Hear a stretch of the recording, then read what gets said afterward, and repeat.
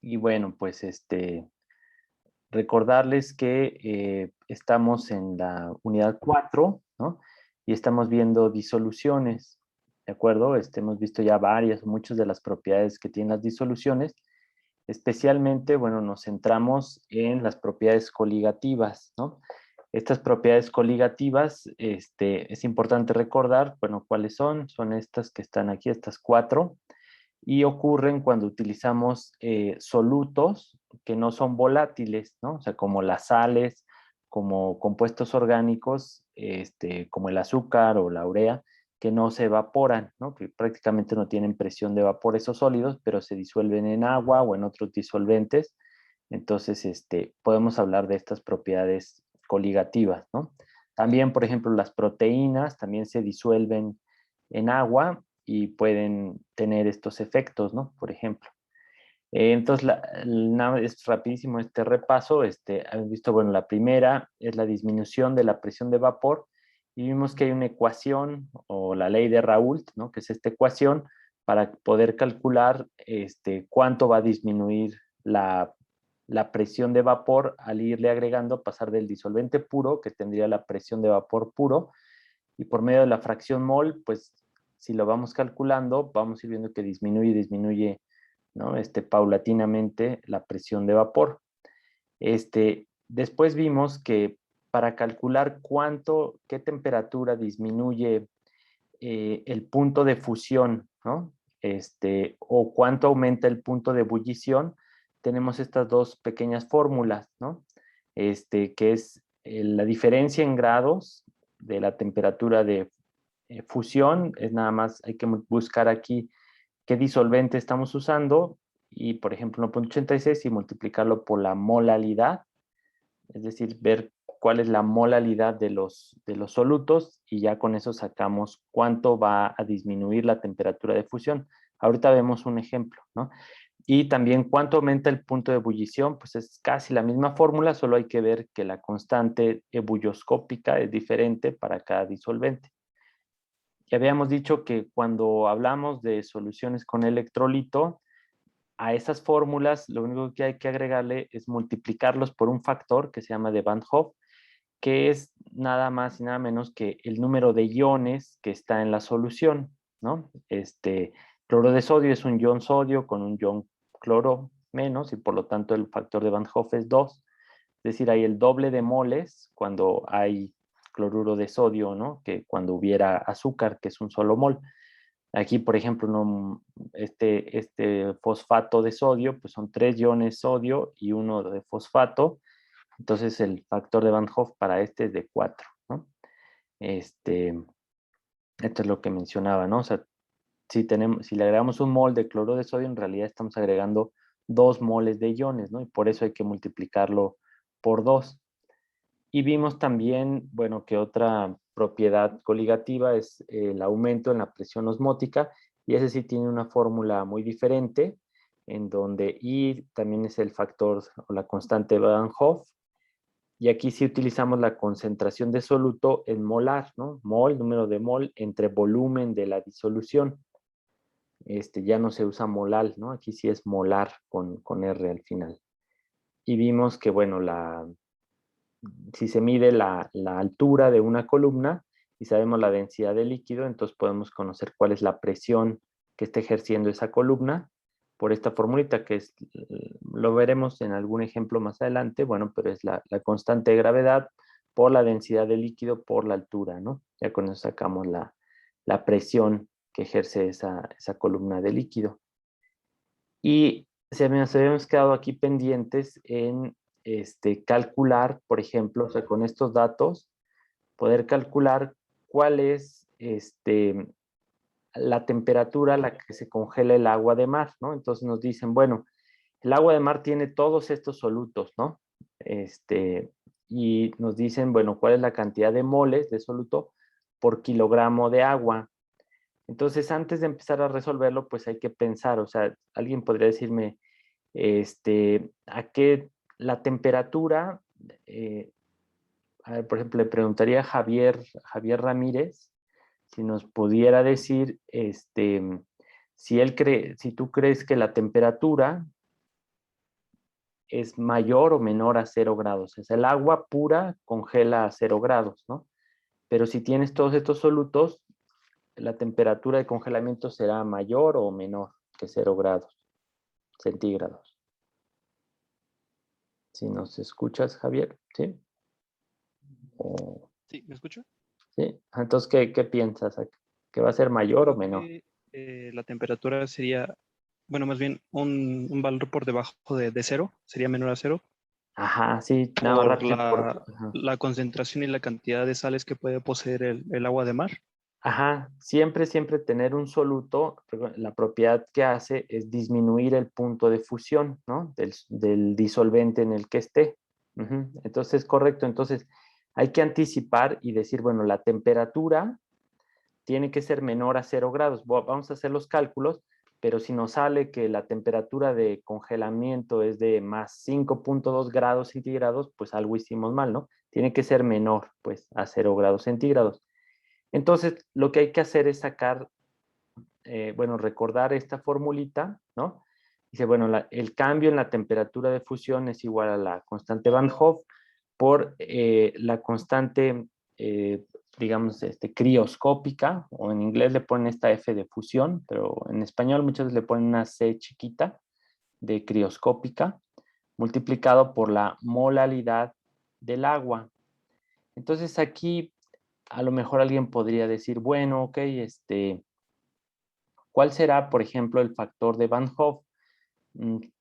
Por ejemplo, para el sodio más, no sé, por ejemplo, preguntaría a, quien, a Isabel Susana, por ejemplo, ¿cómo le harías para calcular la molaridad de todos estos solutos y si tendrías que aplicar o no el factor de Van Hoff a estos iones que están aquí mencionados? ¿Tú qué piensas, Isabel Susana? ¿Si nos escuchas? ¿No? Bueno, alguien más, a ver, Mónica Martínez, Lemus. Profe, Isabel mandó mensaje en el chat. Ah, muchas gracias. Ajá. Ok. Entonces, Isabel, ¿cómo le harías, para sacar acuérdense, la definición de, bueno, de molaridad, ajá, es número de moles, ¿no? De soluto por kilogramo de agua, ¿sí? Y hay que considerar a todas las especies, pues aquí no importa, pues si tienen carga o no, si son especies neutras, pero hay que sumarlas todas. Entonces, bueno, para ir resolviendo esta ecuación de aquí, bueno, pues primero recordar que, bueno, la constante, como estamos hablando de disolvente el agua, pues tenemos que utilizar esta constante, ¿no? Del agua, 1.86 Kelvin por kilogramo sobre mol. También muchas veces aparece como grado centígrado, ¿no? En vez de Kelvin, porque la diferencia, como estamos hablando de diferencia de grados, es lo mismo. Si yo veo la diferencia de 1 grado centígrado, pues es una diferencia de 1 Kelvin. Bueno, aquí recordar, bueno, la molaridad es el número de moles entre kilogramos de disolvente. Entonces, aquí, bueno, no hay que, a lo mejor nadie se había confundido, pero es importante ver que para sacar el número de moles totales, pues simplemente hay que ir sumando los moles de cada especie. Aquí no tenemos que aplicar ya el factor de Van Hoff, porque en realidad nos están dando el número de moles, ajá, de las especies ya iónicas, de los iones, ¿sí? Si se dan cuenta, por ejemplo, no nos dijeron 0.458 moles de cloruro de sodio, que ese sí se disocia y entonces tendríamos que multiplicarlo por 2. Aquí ya están los iones, total, la concentración o el número de moles de iones por kilogramo de agua están ya aquí. Entonces, no tenemos que multiplicarlos por ningún factor de Van Hoff, o sea, bueno, sería 1 porque sí se entiende por qué, porque ya están, explícitamente indicados cuántos moles hay de cada ion, no del compuesto que tiene anión y cation. ¿Sí queda claro eso? Sí, profe. Entonces, Sí, Si profe. tomamos todos los moles totales, Al final tendríamos que multiplicar por 9 porque son 9 iones. No, ajá, no. Aquí finalmente, o sea, lo único que, y es importante es saber cuál es la cantidad de soluto, de moles de soluto totales. Entonces, si yo tengo estos moles que indican aquí, son solamente del ion sodio. Del ion magnesio, que es un átomo, ¿no? Es cierto, tiene carga 2 más, pero no importa, ya estoy considerando el número total de iones, ¿no? Entonces, nada más tengo que sumarlos, ¿sale? Este sería, si sumo todos estos, ya me queda que la suma total de moles es 1.095 moles totales, ¿sí? No importa que sean con carga 2 negativa, 2 positiva o una negativa, etcétera, es la suma total de los iones, ¿no? Más el número total de especies, por ejemplo, neutras. Entonces ya con eso, pues puedo sacar la molalidad. Pues aquí es muy fácil porque pues ya me le están dando, son los moles de soluto por kilogramo de agua. Entonces me sale que la molalidad, con M minúscula, es de 1.095 molal. ¿Sí? Y entonces simplemente pues ya sustituyo en esta fórmula. Dijimos que en este caso pues el factor de Van Hoff es 1, pues no, porque ya está en forma de iones, ¿no? Entonces, al multiplicarlo, pues nos queda que son 2.04 Kelvin, ¿no? Acuérdense que molal es mol entre kilogramo, entonces este kilogramo sobre mol se eliminan con las unidades de molal y me queda solamente en Kelvin.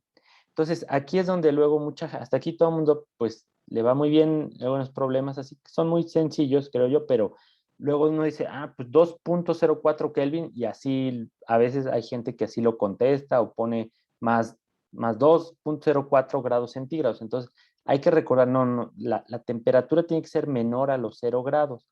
Aquí, como yo escogí esta constante que está en Kelvin, pues la diferencia de temperatura me está diciendo que es de 2.0 grados Kelvin. Entonces, acuérdense, o sea, a lo mejor es un poco redundante, pero siempre hay que, bueno, se puede poner así que esta diferencia de temperatura siempre es el puro menos la temperatura de la solución. Entonces, en el caso del agua, pues la temperatura de fusión del disolvente puro es 0 grados o 273.15 Kelvin. Y el delta T es lo que nos salió que es 2.04. Entonces, nosotros queremos saber cuál es la temperatura de la solución, de fusión de la solución. Entonces, bueno, ya de aquí lo despejo y efectivamente dice, bueno, 273 menos 2.04, pues queda una temperatura con 2.04 grados menor, ¿no? 271.11 Kelvin, que son 2 menos, ojo, menos 2.04 grados centígrados. Directamente pude haberlo sacado de aquí, decir, bueno, si la temperatura disminuyó 2.04 Kelvin o grados centígrados, pues entonces la temperatura de fusión debe ser menos 2.04 grados centígrados. ¿Sale? ¿Hasta ahí alguna duda? Sí, yo tengo una Ajá, duda. sí. En el resultado en sí es menos 2.04 grados centígrados o 2.04 Kelvin. Eso no me Ajá. quedó muy claro. Ok, bueno, en una escala, si yo, por ejemplo, digo, voy a subir la temperatura 1 grado centígrado, ¿no? O 2 grados centígrados, yo digo, bueno, ¿cuánto subí en la escala Kelvin, ¿no? Kelvin no se, entonces, es la misma, es como una escala que está desfasado, pero si yo digo, aumenté la temperatura 1 grado centígrado, pues quiere decir que aumenté la temperatura en 1 Kelvin. ¿Sí? ¿Eso sí queda claro o no? ¿Sí? Por ejemplo, si yo digo 0 grados centígrados son 273.15 Kelvin. Si digo, si le sumo un Kelvin, diría 274.15 Kelvin. Eso es igual a 1 grado centígrado, a más 1 grado centígrado. ¿Sí? O sea, la distancia que hay entre 1 Kelvin es la misma distancia que hay entre 1 grado centígrado. Sí. Entonces, yo puedo utilizar esta constante crioscópica. Utilicé la que está aquí en Kelvin porque son las unidades pues del sistema internacional, pero también pude haber utilizado aquí grados centígrados, ¿no? Es la misma, exactamente la misma constante. Entonces, al final me queda que la diferencia Esta formulita nos da la diferencia, nos dice cuántos Kelvin en este caso, o cuántos, bueno, sí, cuántos Kelvin, porque está en Kelvin, va a cambiar el punto de fusión. Entonces dices 2.04 Kelvin. Aquí la duda en donde dicen uno, bueno, ok, cambió y uno tiene que anticipar y decir, bueno, entonces quiere decir que va a subir la temperatura o va a disminuir. Ya habíamos dicho que siempre que le echo un soluto a un líquido, pues disminuye su temperatura de fusión. Entonces, utilizando esta, si uno se hace, lo que hay que pensar es decir, bueno, si estamos en 273 Kelvin, pues va a disminuir en 2.04 Kelvin, ¿no? Entonces va a bajar de 273 a 271. Entonces, esto en grados centígrados es negativo y es menos 2.04 grados centígrados. ¿Sí? La respuesta correcta dice, ¿a qué temperatura se congela el mar? Es menos 2.04 grados centígrados. ¿Sí? O sea, el delta T, pues numéricamente sí es el mismo valor, pero ojo, este es un delta, ¿no? Simplemente está diciendo, bueno, ¿cuántos Kelvin hay que restarle al punto de fusión? Pues 2.04, ¿no? Pero la respuesta está mal. Si uno dice, ¿a qué temperatura congela el agua de mar? ¿A 2 Kelvin? Pues no. 2 Kelvin es casi el cero absoluto, ¿no? Entonces ese estaría mal. Hay que, por así decirlo, reflexionar un poquito y decir, más bien, hay que restarle a la temperatura de fusión, hay que restarle 2.04 Kelvin y entonces ya queda, si lo dejo en Kelvin, 271 Kelvin, o si lo dejo en centígrados, menos 2.04. Híjole, no sé si ya me expandí mucho en la explicación, no sé si quedó más claro o no. Sí, profesor, muchas gracias. Bueno, ok, sale. Bueno, entonces este es, digamos, ya con más adelante bueno, recuerden que hay una serie ya en Edmodo de la unidad 4 con muchos problemas. Entonces, de propiedades coligativas ya podrían empezar a resolverlos todos los problemas, ¿no? De propiedades coligativas. Ya de la parte de teoría pues ya vimos que es lo más importante y hasta ahí lo dejaríamos. Y entonces ahora sí, digamos, esto es lo que hemos estado viendo, o sea, sobre propiedades coligativas con solutos no volátiles, ¿no? Que pueden ser iónicos o no iónicos, ¿no? Y recordar que no importa el tipo de soluto, sino la cantidad, ¿no? En los compuestos iónicos, como las sales, pues depende de la cantidad de iones que se liberan, o que, sí, que es cuando se ioniza la sal, cuántos iones hay en solución. Y para esto, pues bueno, son todas las ecuaciones que hemos estado viendo. Pero aquí, ya el día de hoy, vamos a empezar a ver qué sucede cuando yo mezclo dos líquidos que son volátiles. Por ejemplo, cuando mezclo el agua con el etanol sí es una sustancia, es otro líquido que es volátil, ¿no? O sea, se evapora, tiene presión de vapor. Puedo también mezclar agua con acetona, también es eso. O puedo mezclar dos compuestos orgánicos, por ejemplo, el thinner, el que se usa para las pinturas, ya ven que huele mucho, ¿no? Se evapora muy fácilmente. Es una mezcla de hidrocarburos, ¿no? De éteres, todos ellos son compuestos volátiles.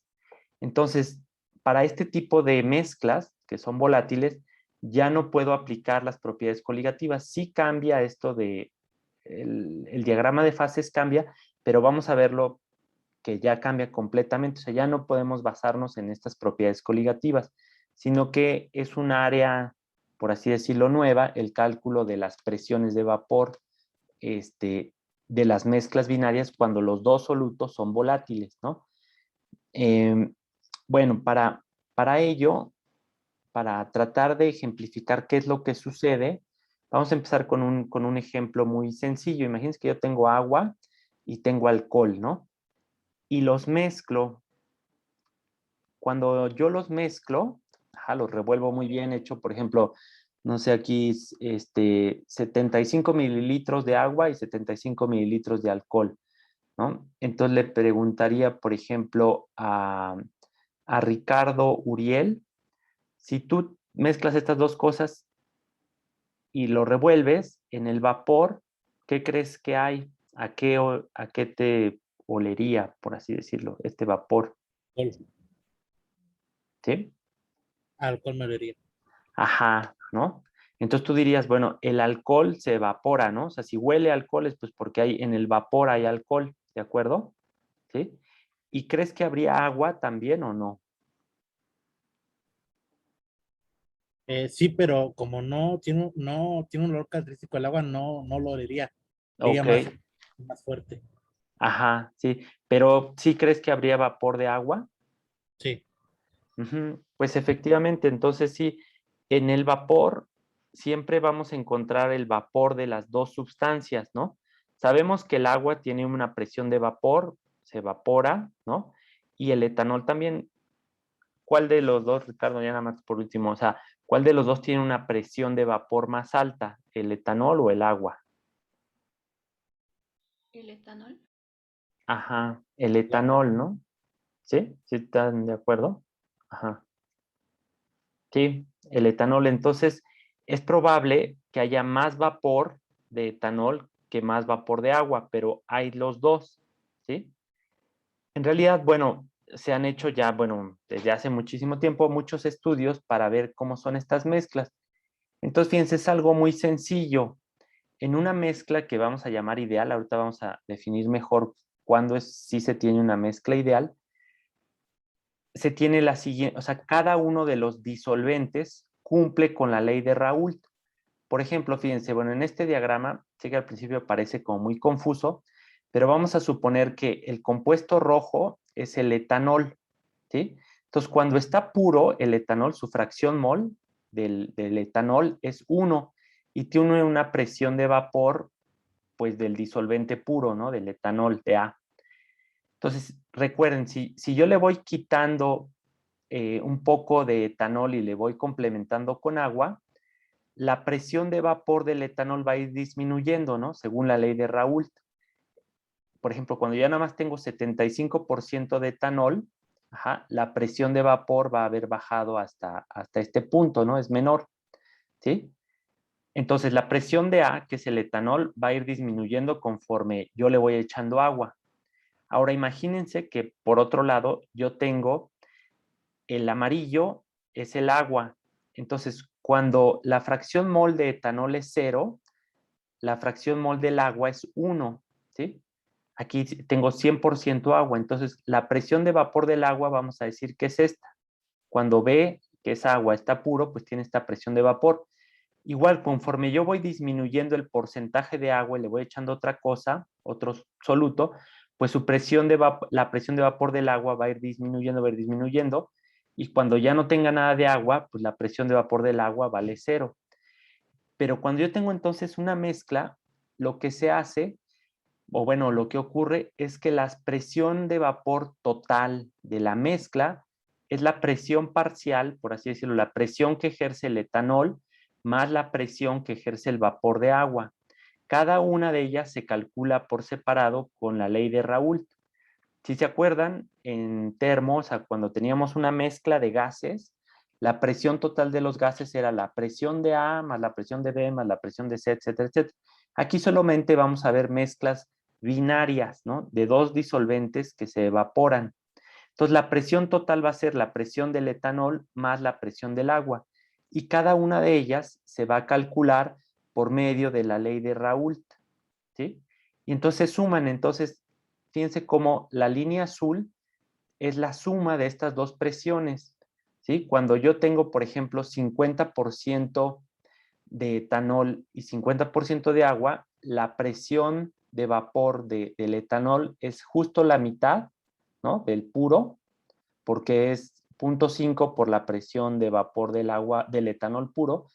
Y entonces a esta presión le voy a sumar la mitad de la presión de vapor del agua pura. Entonces, si sumo este valor más este, pues me queda este azul.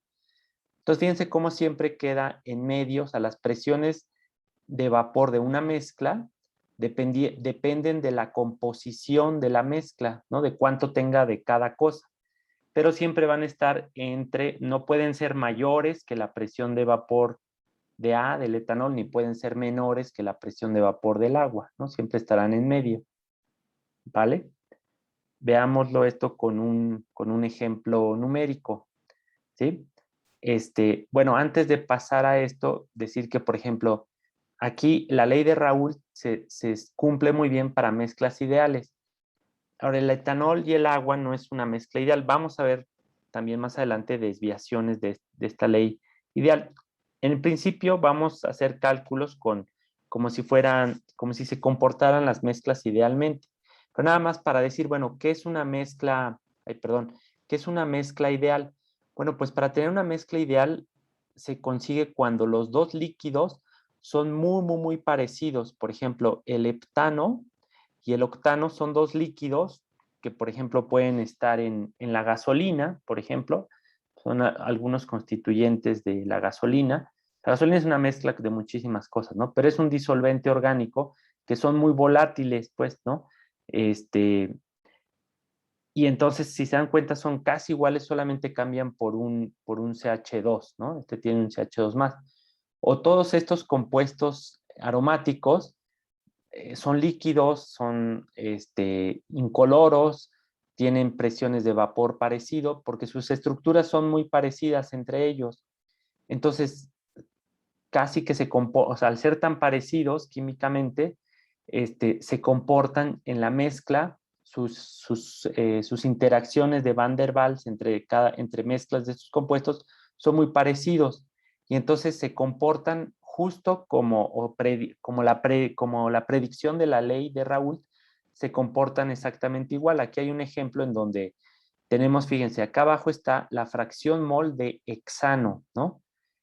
Entonces, cuando yo tengo la fracción mol 1 de hexano, pues la presión de vapor es la presión de vapor del hexano puro. Acuérdense que este cerito, este cerito, a veces le ponen asterisco, es la presión de vapor del disolvente puro. Y cuando voy disminuyendo el porcentaje o la fracción mol de hexano va disminuyendo, en este caso es una mezcla ideal con heptano. Acá arriba, para hacerlo un poco más sencillo, pusieron cuál es la fracción mol de heptano. Cuando yo tengo o sea, el 100% de hexano, pues tengo 0% de heptano, ¿no? Si tengo fracción mol 0.9, como son mezclas binarias, pues a fuerza tengo que tener 0.1 del heptano.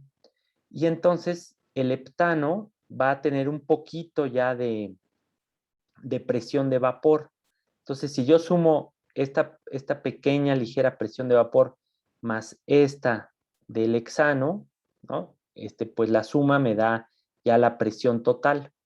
Este es el mismo diagrama que les había presentado hace rato, pero para una mezcla ideal, que es hexano y heptano, ¿no? Estos sí forman una mezcla ideal, y entonces la presión total siempre la puedo calcular a partir de la ley de Raoult y la ley de Dalton que vimos hace ratito, ¿no? A partir de esta ecuación, la presión total de vapor va a ser la presión de A o del componente A más la del B, y se saca cada una de ellas pues, por la ley de Raoult de cada uno de ellos, ¿sí? Muchos otros disolventes, mezclas de disolventes, ya no siguen la ley de Raoult. Aquí las líneas punteadas es donde se ejemplifica la ley de Raoult, pero por ejemplo el cloroformo, que es CHCl3, el cloroformo con la acetona, forma mezclas que, por así decirlo, que no cumplen la ley de Raoult, y de hecho, o sea, son dos moléculas, el cloroformo y la acetona, que se atraen, o sea, bueno, forman interacciones de Van der Waals muy fuertes o dipolo muy fuertes, y entonces la presión de vapor ya experimental se nota que va por debajo de la ley de Raoult, de lo que predice la ley de Raoult, van por debajo, ¿no? Tanto la presión de vapor del cloroformo o de la acetona al estar en mezclas, tienen una presión de vapor menor a lo predicho por la ley de Raoult, ¿sí? Y hay otras mezclas que al revés, en lugar de disminuir la presión de vapor, la aumentan. Es decir, por ejemplo, el disulfuro de carbono, que es este compuesto que es miscible con el benceno, por así decirlo, pues como que no se cae muy bien, pues sí, se repelen en el líquido, no forman interacciones dipolo favorables o de Van der Waals no son muy favorables estas, y entonces tienden a mejor a decir, bueno, pues mejor vámonos al vapor donde no interaccionamos, y la presión predicha es bueno, más bien la presión de vapor experimental es mayor a lo que predice la ley de Raoult. Es difícil saber si va a ser mayor o menor la desviación. Generalmente esto ya se mide de forma experimental, pero la ley de Raoult sí nos sirve como una buena guía para poder predecir más o menos aproximadamente cuál va a ser la presión de vapor de las mezclas, ¿no? ¿Sí? Aquí solamente vamos a tratar mezclas ideales, pero sí es importante mencionar que, bueno, para muchas mezclas binarias de compuestos, pues no siguen la ley de Raoult, hay una desviación, ¿no? Y generalmente para eso, pues se tiene que, pues, medir experimentalmente la presión de vapor total de esas mezclas. Pero bueno, aquí regresemos a un ejemplo de una mezcla que sí es ideal, el benceno, que esta es su estructura, y el tolueno, ¿no? Se dan cuenta, son muy parecidos. Y aquí están los puntos, acuérdense, está en inglés, este es melting point. El melting point es el punto de fusión. Y el boiling, ¿no? El boiling point, que es el punto de ebullición. Entonces, a ver, quisiera preguntarle a Paola Domínguez, ¿no? Paola Domínguez, si nos escuchas, a partir de estos puntos de ebullición del benceno y del tolueno, ¿cuál crees tú que tiene mayor presión de vapor y cuál tiene menor presión de vapor? Solamente viendo los puntos de ebullición, ¿cuál dirías tú que tiene mayor presión de vapor y cuál tiene menor presión de vapor? Si quieren, todo el mundo piénselo. Bueno, pueden. A ver, esperemos si nos escuchas, Paula Domínguez. ¿Sí o no? ¿No? Si no, le preguntaremos a quien Profe, respondió en el chat que sí.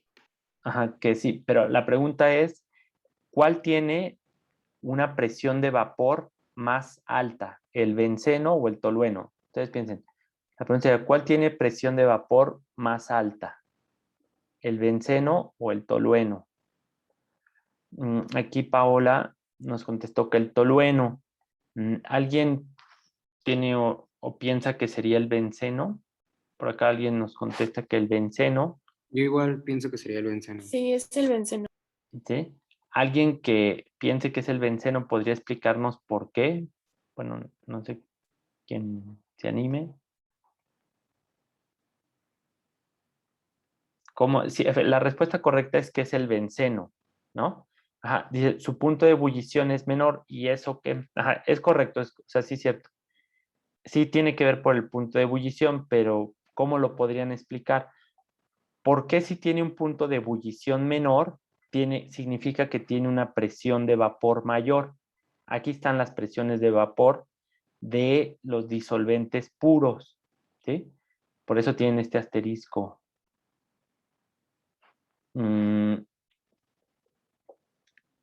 Recuerden, ok, sí, necesita menos energía para llegar al vapor. Dice, a menor temperatura habrá más moléculas de vapor de benceno que de tolueno. Ok, sí, todo eso es cierto, pero recuerden las gráficas de, ¿cómo son las gráficas de presión de vapor contra temperatura? ¿Se acuerdan que son unas curvas, ¿no? Exponenciales. Y el punto de ebullición se alcanza cuando la presión de vapor del disolvente, iguala a la presión atmosférica. Entonces, aquí algo que falta decir es que estas presiones de vapor que están mencionadas aquí son de los líquidos puros a 25 grados centígrados, ¿sí? Conforme aumenta la temperatura, la presión de vapor va a aumentar exponencialmente. Entonces, si este tiene mayor presión de vapor, va a alcanzar primero a una temperatura más baja, 80 grados centígrados, alcanza los 760 milímetros de mercurio y empieza a ebullir.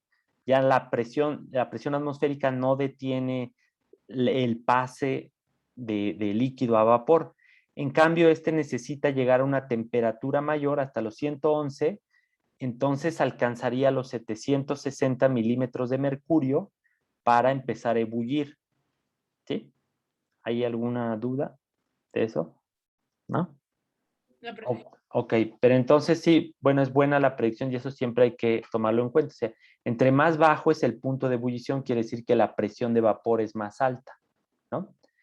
Pero entonces, bueno, aquí nos preguntan, justo dice, ¿cuál será la presión de vapor de una mezcla de 1 mol de benceno y 2 moles de tolueno, ¿no? Ay, perdón. Entonces tenemos, si fuéramos por fracciones mol, lo veríamos así, ¿no? 2/3 partes son de tolueno, porque dice 2 moles de tolueno y 1 mol de benceno, o sea, 1/3 parte es de benceno. Entonces, esto es en el líquido, ¿no? Nosotros formamos ese líquido.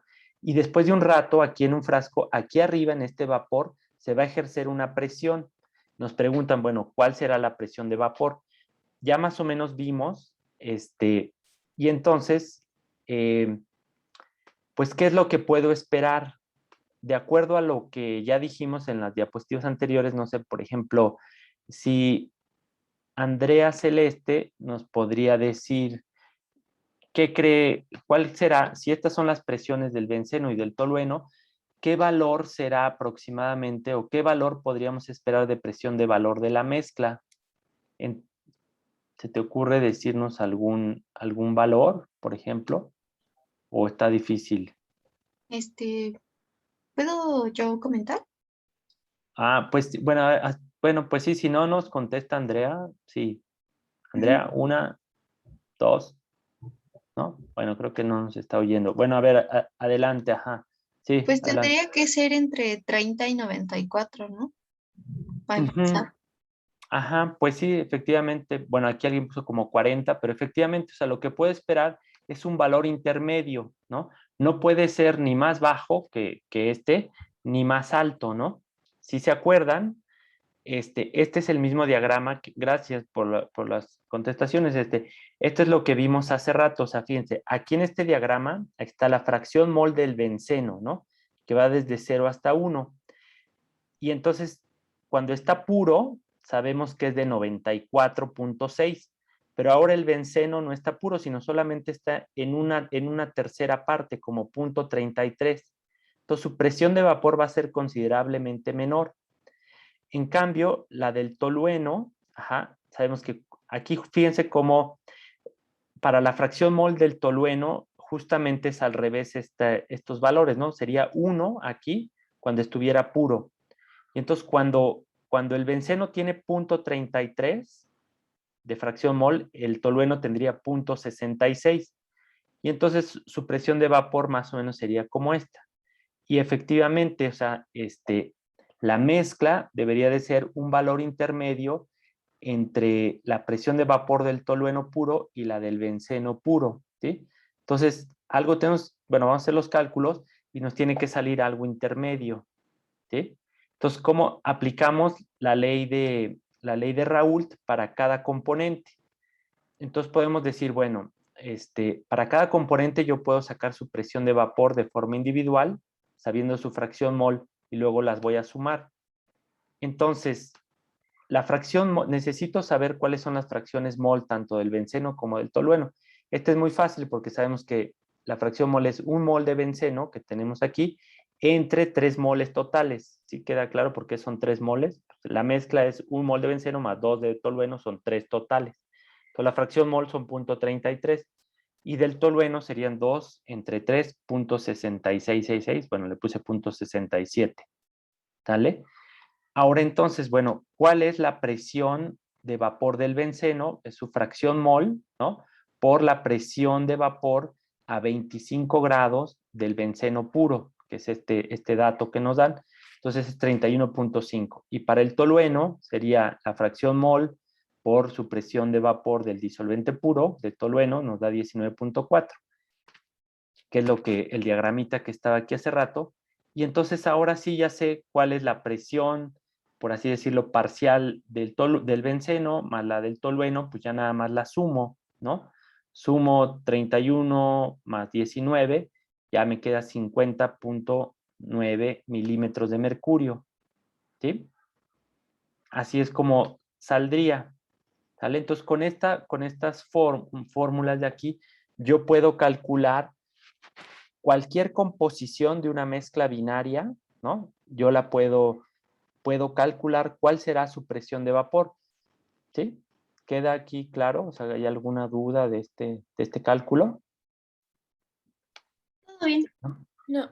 Ok, bueno, ahora fíjense, viene una pregunta que a lo mejor, bueno, algunos quizás ya la habían escuchado o no se la habían preguntado, es la siguiente, o sea, ya sé, yo mezclé aquí en el líquido 2 moles de tolueno y 1 mol de benceno, ¿no?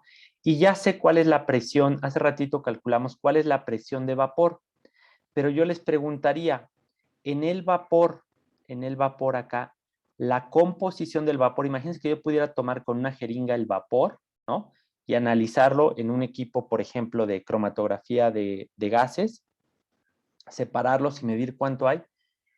¿Habrá la misma cantidad de benceno y de tolueno acá arriba en el gas? O sea, la composición del líquido yo la hice a propósito, yo mezclé los líquidos y luego dejé que se alcanzaran el equilibrio en un recipiente cerrado. Entonces, ¿la composición de los gases será la misma o no? ¿Qué creen? ¿Alguien que se anime, que no haya? Bueno, a ver, le voy a preguntar yo, por ejemplo, a María Fernanda Sánchez. A María Fernanda Sánchez, si nos escucha. María Fernanda, ¿tú qué crees? ¿Que va a ser la misma composición o no? No habría la misma composición. Y aquí, por ejemplo, ok, ¿por qué? ¿Por qué crees que no? Aquí, por ejemplo, en el chat ya también puso, Vianney, perdón, puso una respuesta, pero ¿por qué no? ¿Por qué crees que habría entonces en el vapor?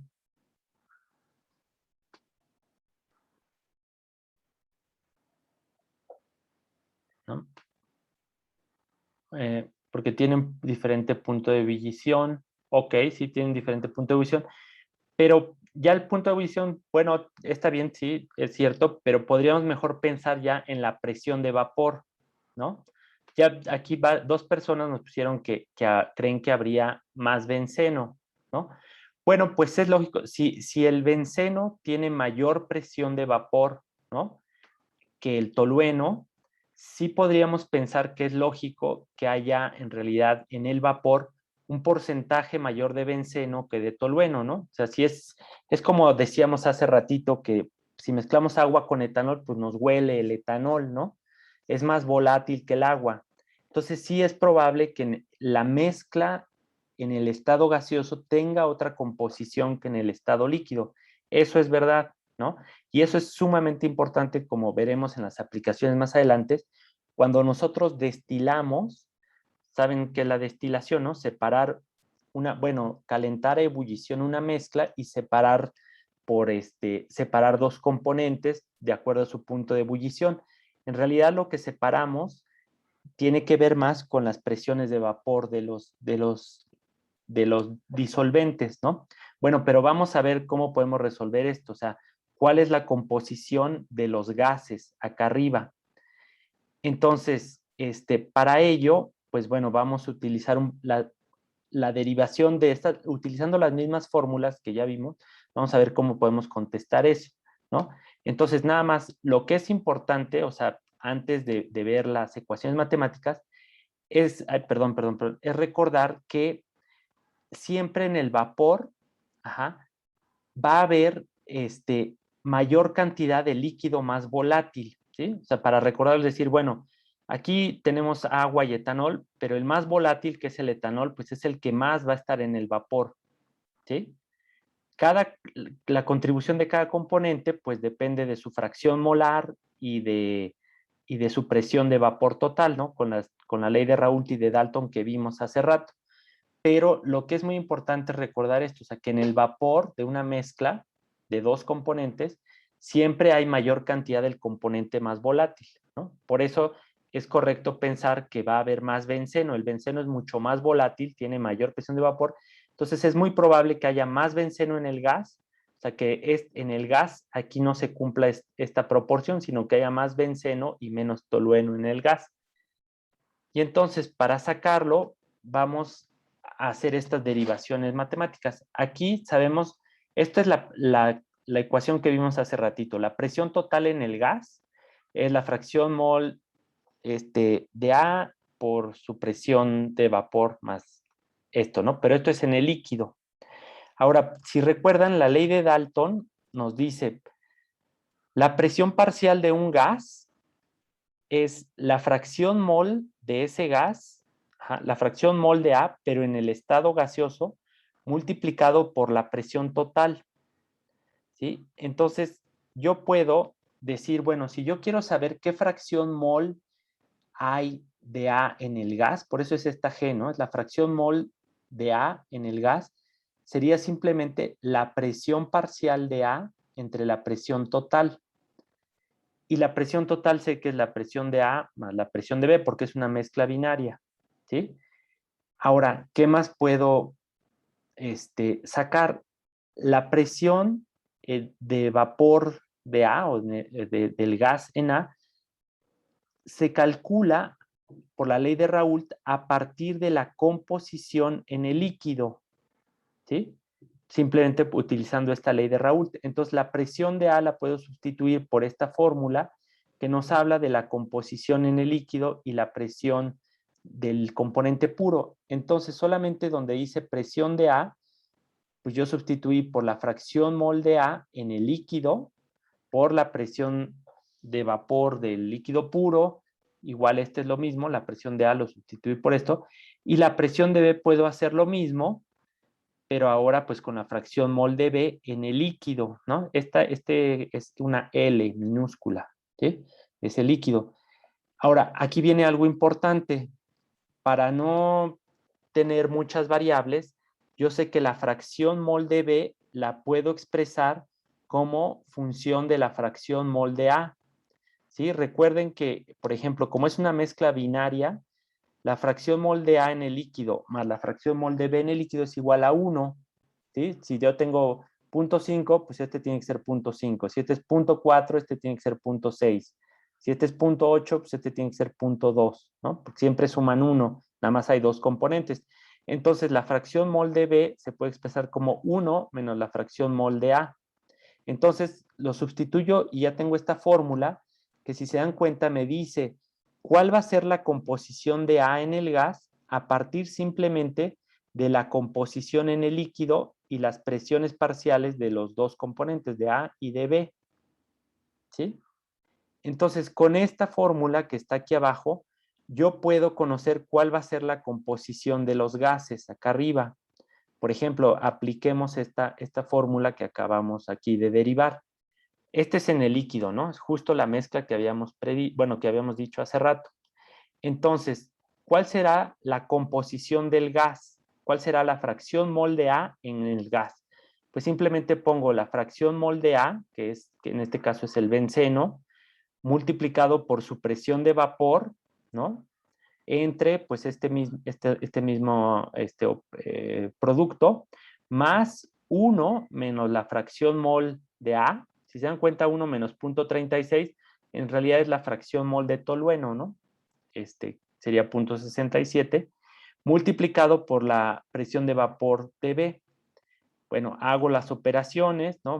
Multiplico, aquí hago la resta y hago todas las operaciones y resulta que me queda que la fracción mol de A en el gas es 0.619.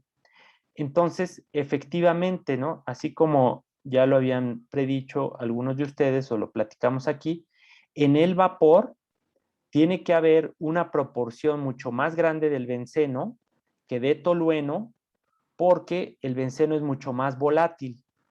Entonces, en resumen, si yo tengo un líquido que tiene dos componentes, ¿no? Uno muy volátil, otro no tan volátil.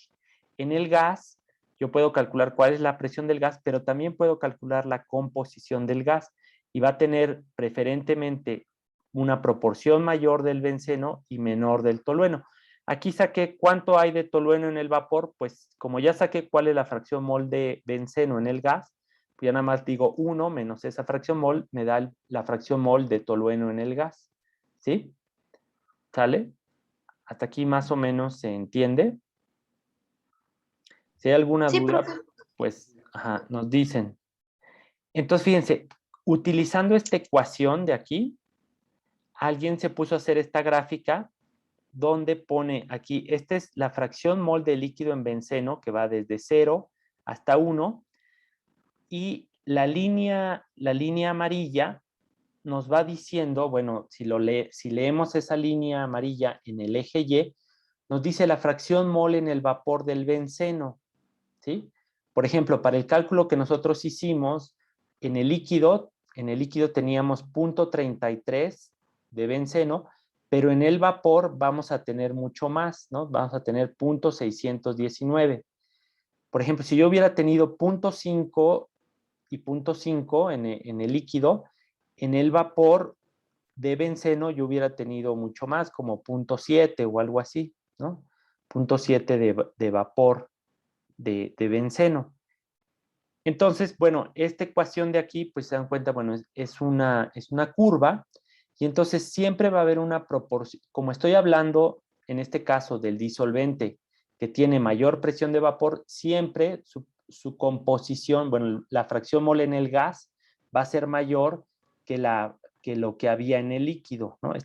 Si fueran idénticas, caerían sobre esta línea recta, pero en realidad más bien siempre están por arriba. Si hubiera hecho lo mismo con el tolueno, pues vendrían por acá abajo, ¿no? ¿Sí? Siempre de tolueno hay menos en el vapor que lo que hay en el líquido. ¿Sí? Hasta ahí más o menos se entiende. ¿Sí? Profe, perdón, ajá, una pregunta. ¿La sí. línea punteada recta era de la sustancia pura? No, ajá, en esta gráfica no. Esta nada más es para ejemplificar que si no aplicara, o sea, digamos, significa que si yo tuviera 5 puntos, o sea, la línea punteada es nada más como para ejemplificar en dónde caería la mezcla si hubiera la misma composición en el líquido que en el gas, ¿no? Este es en el vapor y este es en el gas. Si no hubiera esta, digamos, para una mezcla en donde los dos líquidos tuvieran exactamente la misma presión de vapor, entonces si tengo la mitad en el líquido, tendría que tener también la mitad en el vapor, ¿sí? Eso si tuvieran exactamente la misma presión de vapor.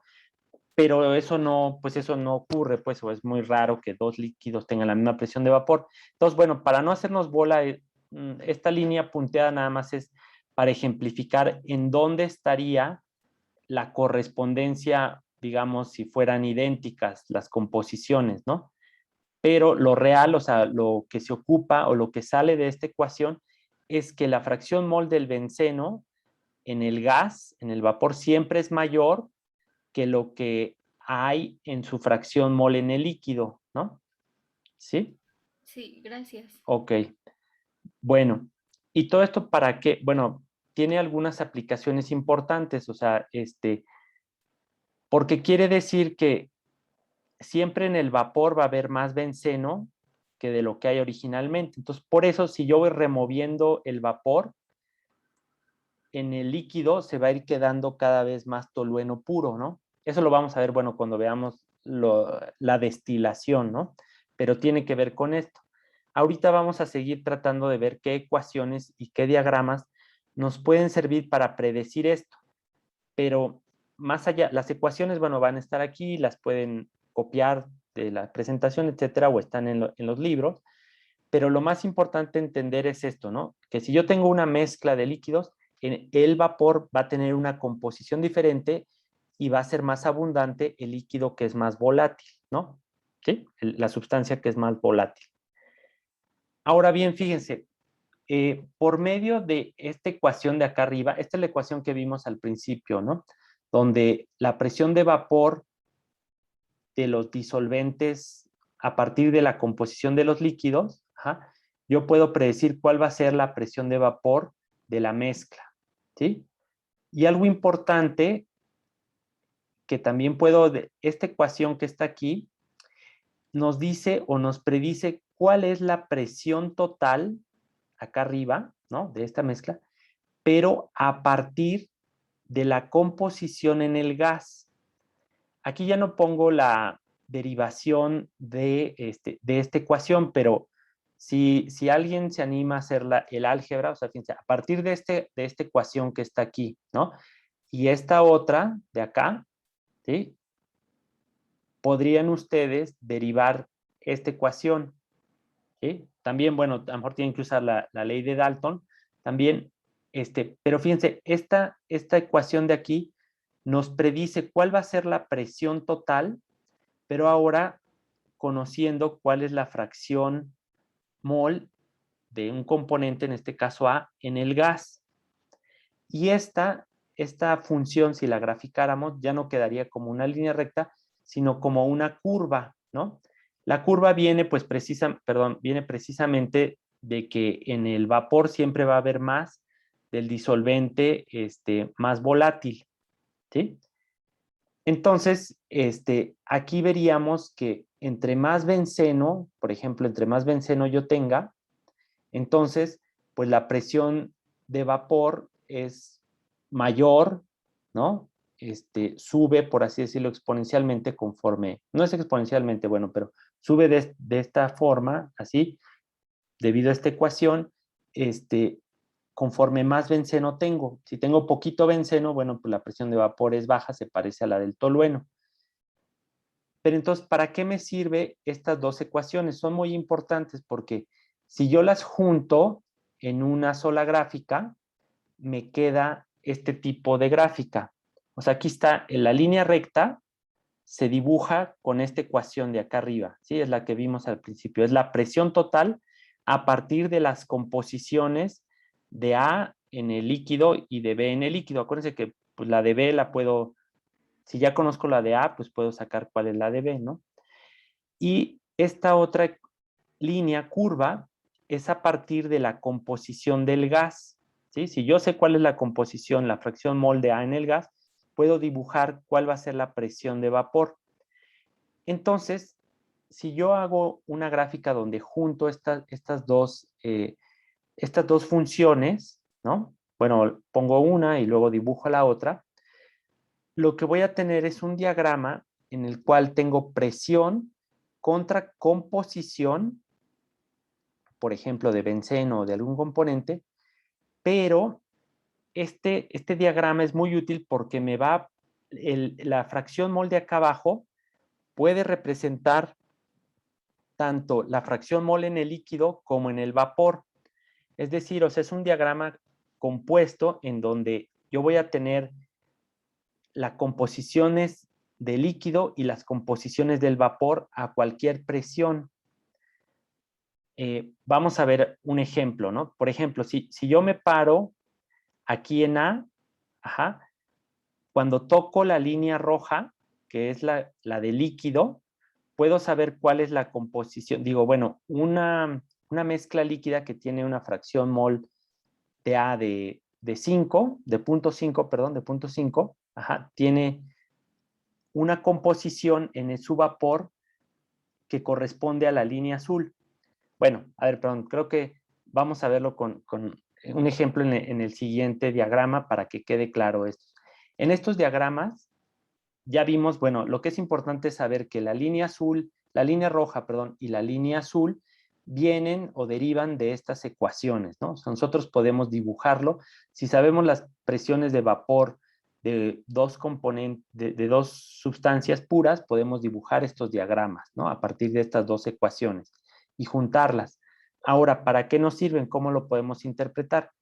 Bueno, lo primero que hay que ver es que, bueno, cuando tenemos aquí 0 de A, ¿no? Quiere decir que la presión de vapor corresponde solo al disolvente puro B. Y cuando tenemos la fracción mol de 1, pues esta es la presión de vapor del disolvente puro A, ¿sí? Aquí arriba, a presiones muy altas, acuérdense que este es un diagrama de presión, quiere decir que voy a tener solamente mezclas líquidas. Cuando tengo una presión muy baja, voy a tener solo mezclas de vapor.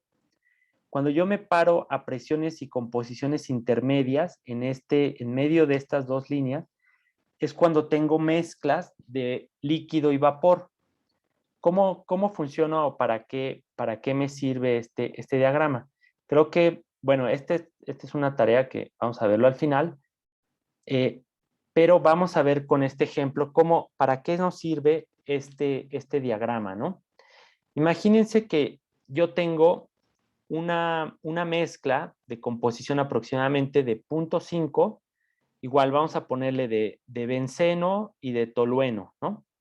Entonces, cuando yo estoy a una presión muy alta, imagínense que yo tengo la mezcla a una fracción mol en el líquido, 0.5 de benceno y 0.5 de tolueno. Aquí estoy, ¿no? Y tengo este es el líquido, la mezcla de los líquidos, y lo tengo a una presión muy alta.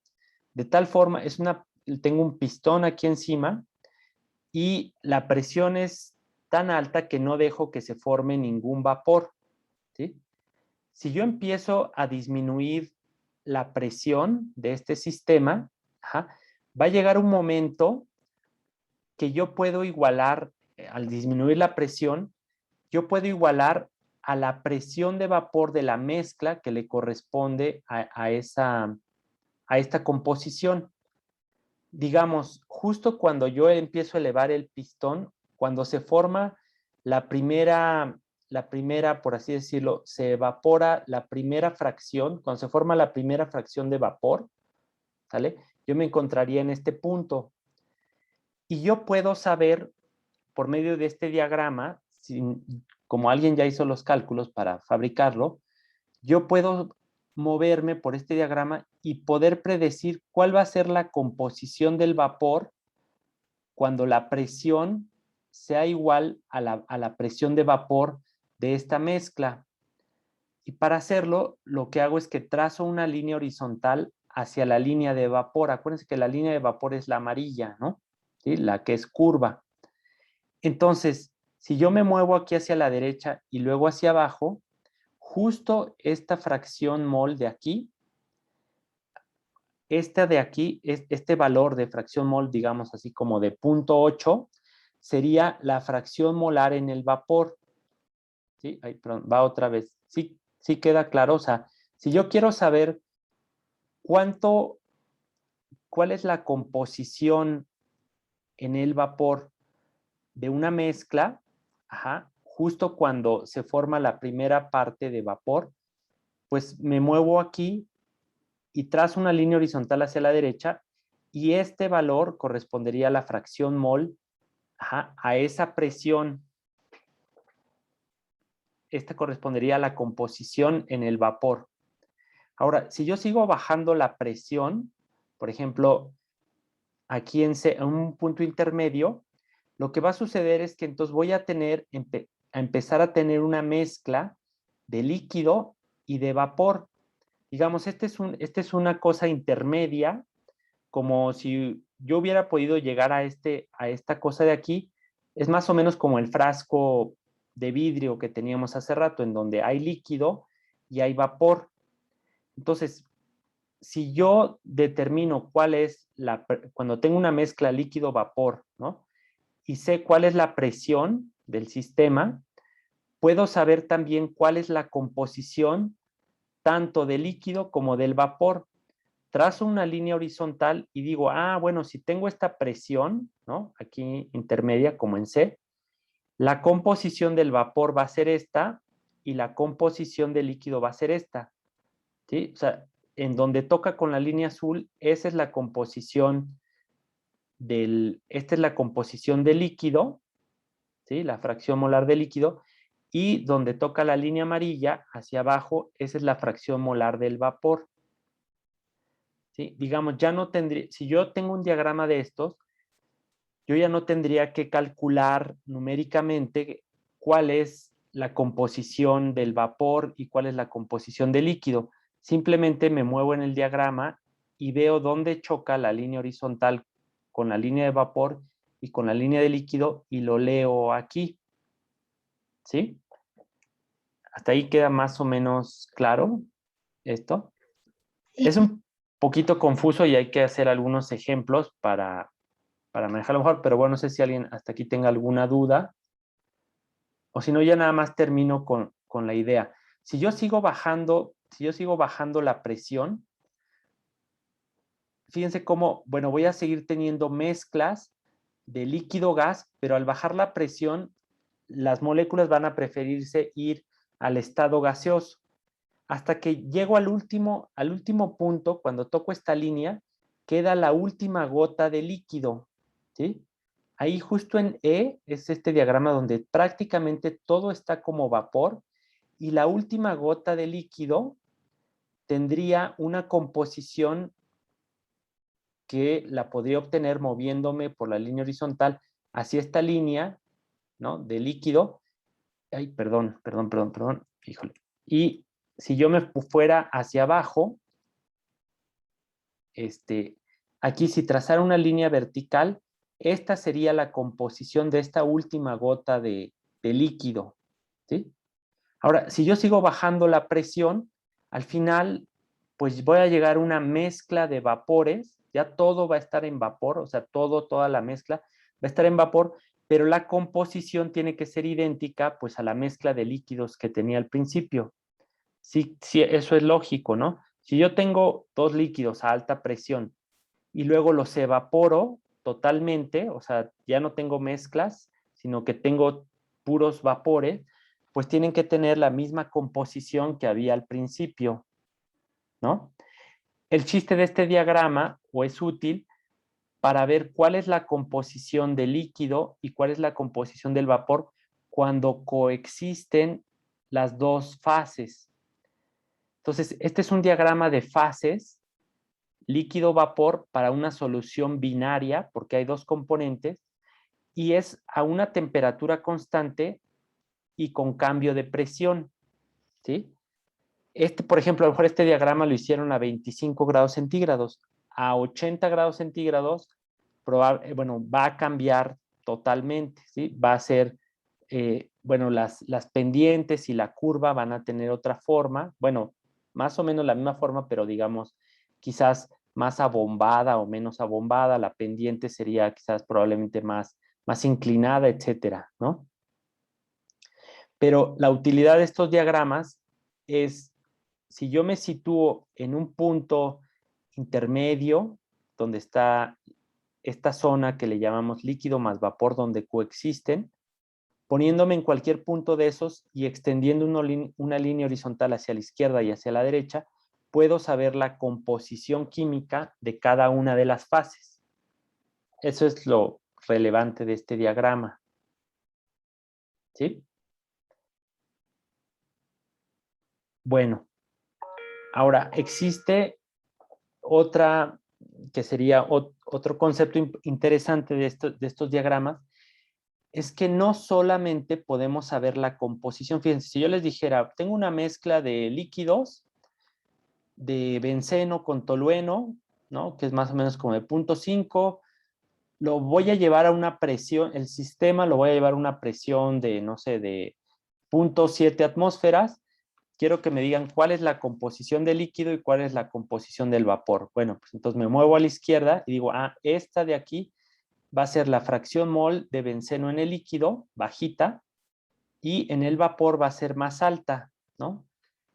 Porque es el disolvente más volátil. Entonces, sería la fracción mol del benceno en el vapor, pues sería más grande que en el líquido, ¿no? Entonces, puedo sacar las composiciones, pero hay una cosa que se llama la regla de la palanca, que lo que me sirve, además, es para saber cuántos moles, la proporción de moles que hay en el vapor y que hay en el líquido. Para hacer esto, necesito conocer cuál es la distancia entre el valor que tengo de presión y composición original con las composiciones en el vapor y la composición en el líquido. Es decir, conocer estas distancias que le llamo L de líquido, porque es la línea que toca al líquido, y la línea que toca al vapor. Entonces, fíjense, la regla de la palanca es sencilla si recordamos qué es una palanca. Una palanca puede ser como en un sub y baja, ¿no? Imagínense que este es un sub y baja. Ahorita el sistema está en equilibrio, pero fíjense, ¿por qué será que está en equilibrio si en este lado, del lado izquierdo, hay dos monedas y en el lado derecho hay tres monedas? O sea, acá pesa más, este lado tiene mayor peso que el lado izquierdo. Pero ¿por qué podrá estar en equilibrio? No sé si, a ver, por ejemplo, le preguntaría a Angélica Ortiz, si nos está escuchando, ¿por qué crees, Angélica, que a pesar de que hay 3 monedas de este lado y 2 de este, el sistema puede estar en equilibrio? ¿Por qué? Porque, por ejemplo, podría ser que uno tiene, o sea, más peso que otro, o sea, que la moneda sea más pesada. Entonces, aunque sean 3, No, ajá, son monedas idénticas. O sea, las monedas son idénticas, cada una pesa lo mismo. Entonces, ¿cómo te podrías explicar que de este lado hay 3 monedas? O sea, vamos a suponer que 30 gramos, cada una pesa 10 gramos, 30 gramos y acá 20 gramos. Y sin embargo, la regla está en equilibrio, no está para un lado ni para el otro. ¿Qué otra cosa ves en el podría diagrama? ser por entonces la posición de las monedas. O Ajá, sea, porque el lápiz, pues bueno, en el dibujo se ve que no está como tal en medio. Entonces, exacto. se ven unas monedas más cercas y las otras más lejanas. Ajá, exactamente, ¿no? Para poder equilibrar pesos diferentes, la distancia al centro de gravedad, es decir, donde está el lápiz, tiene que ser cortita para el peso, ¿cómo se llama? Para el peso pesado, hay una distancia corta y en cambio para el peso ligero está más lejos, ¿no? Piensen un poco en el sub y baja, o sea, por ejemplo, si ustedes alguien muy pesado estaba cerca de aquí del sub y baja, tú lo puedes elevar, por así decirlo, si te vas hasta el extremo, ¿no? Del sub y baja, aunque pese uno menos, pues puede elevar a otra persona, o al revés, ¿no? Bueno, sí se entiende. La distancia, cuando yo tengo muchas monedas, para poder estar en equilibrio, la distancia tiene que ser pequeña, ¿no? En cambio, cuando yo tengo pocas monedas, pues la distancia tiene que ser larga, de tal forma que, fíjense, el peso en vez de monedas, ahora vamos a hablar de moles. Yo sé que el número de moles en el líquido multiplicado por la distancia en el líquido tiene que ser igual al número de moles en el vapor por la distancia en el vapor. ¿Sí? ¿Sale? Aquí, por ejemplo, yo puedo decir, pues como la distancia al vapor es cortita, hay mayor número de moles de la sustancia en vapor, o bueno, sí, de la mezcla, hay mayor cantidad de moles en el vapor que en el líquido. Entonces, por ejemplo, en este ejemplo que vemos aquí, ya se ve, no debería de verse la respuesta, pero fíjense, si yo estoy en el punto C, ¿no? Yo digo, tengo una mezcla de benceno tolueno, ¿no? Y la llevo hasta esta presión. Sé, como estoy en esta zona de líquido más vapor, hay mezcla tanto de líquido como de vapor. La composición de líquido la leo aquí en la línea de líquido y la composición del vapor la leo de este lado. Pero yo les preguntaría, en el punto C, ¿qué hay más? ¿Hay más moles de líquido o hay más moles de vapor? ¿De vapor? Vapor. ¿Seguros? De Fíjense. líquido por la distancia. Ajá. Fíjense, o sea, acuérdense que esto está formando un equilibrio, ¿no? O sea, siempre cada una de estas líneas horizontales, ajá, tiene, por así, se encuentra en equilibrio, son posiciones al equilibrio. Entonces, si esta distancia es muy larga, el número de moles de vapor tiene que ser pequeñita para que se equilibre con un número grande de moles de líquido, ajá, porque está a una distancia corta. ¿Sí? ¿Sí queda claro? Entonces, la respuesta correcta sería es que hay más moles de líquido que de vapor, porque la distancia aquí es corta, o sea, es justo sería como la posición contraria a esto, ¿sí? Si del lado del líquido tengo una distancia cortita, tendría que tener más monedas en comparación que uno que está muy lejos, pues tiene que tener menos monedas, ¿sí? Es como si yo girara esto, pues, así 180 grados. La distancia entre el punto central y el líquido es pequeña en comparación con la distancia hacia el vapor. Entonces, se tiene que cumplir esta igualdad. Entonces, el número, como L, la distancia del centro al vapor es grande, pues el número de moles de vapor tiene que ser pequeño, y por este lado tiene que ser justo al revés. N tiene que ser grande y L tiene que ser pequeño. ¿Sí? Bueno, veremos cómo se llama, más ejemplos de esto, con algunos ejemplos numéricos, pero no sé si queda más o menos ejemplificado todo lo que podemos hacer con estos diagramas, ¿no? Cuando nos colocamos en medio, podemos saber la composición del líquido, podemos saber la composición del vapor, y además, por la regla de la palanca, podemos saber la proporción que hay entre los moles que hay en el líquido y los moles que hay en el vapor. Por ejemplo, para esta mezcla, justo a esta presión me quedarían pocos moles, bueno, habría muchos moles en el líquido y pocos moles en el vapor. A medida que voy bajando la presión, aquí, fíjense, la distancia se vuelve cortita. Eso quiere decir que cada vez voy a ir teniendo más y más y más número de moles de vapor. En cambio, la distancia hacia el líquido se va haciendo más grande, y eso quiere decir que el número de moles de líquido va disminuyendo. ¿Sí? Ya cuando estoy a presión muy baja, que la mayor parte de la mezcla está en forma de gas. ¿Sí? Hay muchos moles y la distancia es corta. Y la distancia aquí es larga, eso quiere decir que tengo pocos moles ya en el líquido. Justo cuando ya paso a menor presión, pues entonces ya todo es vapor. ¿Sí? Si se dan cuenta, o sea, por ejemplo, en un sistema como estos, a medida que yo voy reduciendo la presión, la composición en el vapor va a ir pasando de este punto, va a ir disminuyendo la composición en el vapor. En la fracción mol de benceno, a medida que bajo la presión, va a haber la mezcla en el vapor, se va a ir pareciendo cada vez más a la mezcla original. Ya cuando lleguen a este punto, entonces todas las composiciones pues van a ser iguales, ¿no? Porque a estas presiones ya todo está como gas y tiene la misma composición que los líquidos. Aquí igual, o sea, yo bajo la presión, cuando estoy aquí, la composición del líquido es esta, ¿no? A medida que bajo la presión, la composición del líquido se va moviendo hacia acá, hacia acá, hacia acá, porque resulta que lo que va quedando en el líquido es casi el puro tolueno, es el disolvente menos volátil.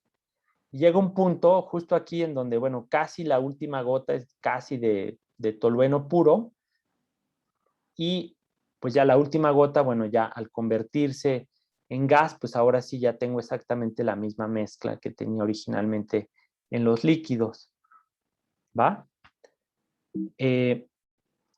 Bueno, hasta aquí vamos a dejarlo, ¿no? Y les pediría, o sea, bueno, que ahorita les subo esta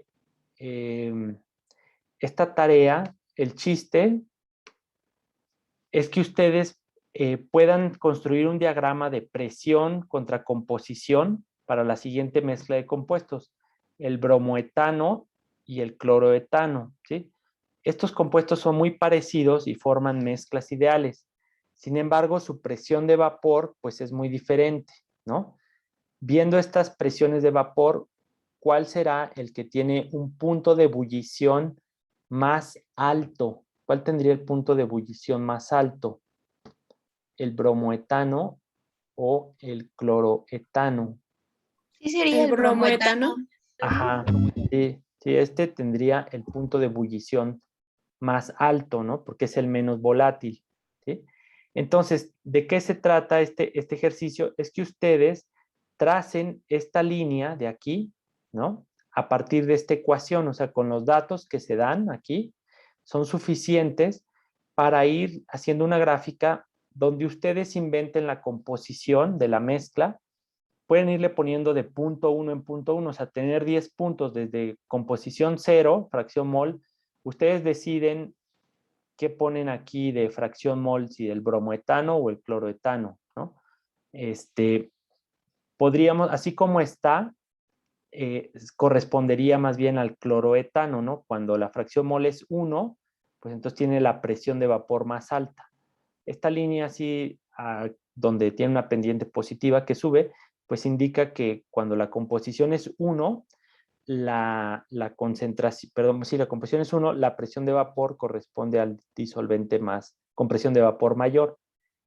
Entonces, con esta ecuación de aquí, ustedes pueden sacar esta línea recta y ya nada más le van poniendo fracción mol desde 0 hasta 1, ¿no? Para tener 10 puntos. Y luego el chiste es utilizar esta ecuación de aquí abajo para tener los datos de acá, ¿no? De la curva. Esta es la presión de vapor, pero en función de la composición en el gas. ¿Sí? Entonces, bueno, el chiste sería, bueno, lo pueden ir haciendo a mano, metiéndolo en una calculadora, pero también lo pueden programar en Excel para meter la fórmula en Excel y luego ya nada más copiarla y que le salga fácilmente esta línea o esta curva. ¿Sí? Entonces, esa sería la idea, que empezaran ustedes a trazar este diagrama con estas dos ecuaciones, ¿no? La de arriba para la línea recta y la de abajo con la curva, utilizando pues estos datos, ¿no? Para el bromoetano y para el cloroetano, ¿va? ¿Esta tarea se tiene que subir, profe? Sí, se las voy a poner, o sea, no está abierto todavía, pero sí. ¿Vale? Sí, profe. Ahorita lo subo para que quede ya bien establecida como una tarea. ¿Vale? Profe. Y sí, aquí, bueno, ya me pusieron que sí, la verdad se me olvidó subir la clase pasada, entonces, bueno, la subo y esta también, ¿no? ¿Alguna otra duda o comentario?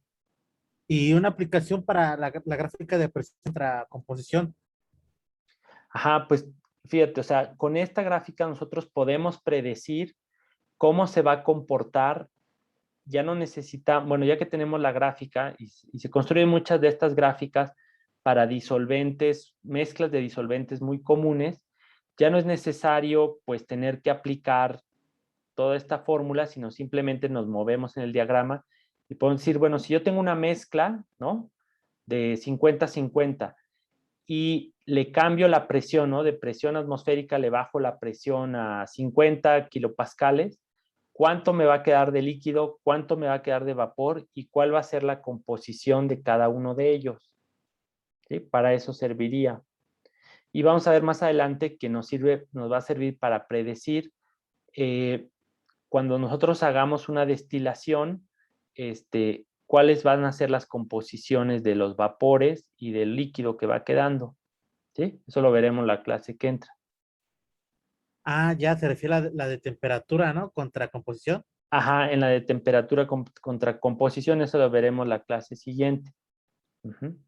Ah, y otra pregunta, se me Ajá. ocurre una cosa, puede ser una aplicación, por ejemplo, si tengo un compuesto, como dice usted, pero en este caso sería un cambio de presión, pero por volumen, para empaquetar algo, y son dos líquidos, y quiero saber qué tanto el tamaño del empaque puedo hacerlo, pero de tal forma que no me explote el empaque. ¿Puede ser una buena aplicación para este tipo de gráficas? Sí, ajá, o sea, siempre que tengamos una mezcla de disolventes, podemos calcular a cierta temperatura cuál Ajá. va a ser su composición de la presión de vapor. Entonces podríamos decir, bueno, a bajas temperaturas, si la composición es de tanto, pues esta es la presión de vapor, ¿no? Si la composición es muy bajita del componente volátil, pues su presión de vapor va a ser baja, ¿no? A medida que le ponemos más benceno, pues la presión de vapor va aumentando y puedes decir, bueno, el recipiente solo aguanta tanta presión de vapor, pues no puedes tener mezclas de más de 80%, ¿no? Del benceno, porque si no ya no va a aguantar el recipiente. Ya le vi. Sí, sí, sí. Ok. Muchas gracias. Bueno, sale, sí, veremos ya más ejemplos. Pueden ir viendo, bueno, yo creo que la clase que entra resolveremos algún problema de la guía, ¿no? O sea, perdón, de la serie o parecido para que los de la serie ustedes lo resuelvan, pero resolveremos aquí un ejemplo ya con un diagrama con datos reales para ver cómo, pues sí, cómo se resuelven esos problemas y para qué funcionan, ¿no? Bueno, pues algo más, ¿alguna otra pregunta? ¿No?